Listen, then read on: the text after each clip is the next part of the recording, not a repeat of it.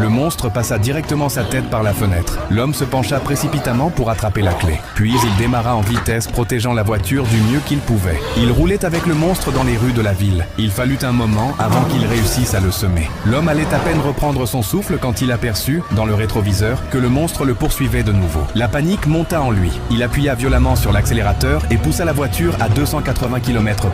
Mais même ainsi, il n'arrivait pas à le distancer. Le monstre le collait toujours de près. Ne voyant aucune autre possibilité de le semer, l'homme prit un raccourci. Cependant, le monstre était très intelligent. Il bondit et atterrit sur la voiture. L'homme tourna brusquement le volant, essayant de se débarrasser de la créature. Heureusement, il y avait un grand rocher à proximité. Mais le monstre avait une carapace épaisse et était résistant.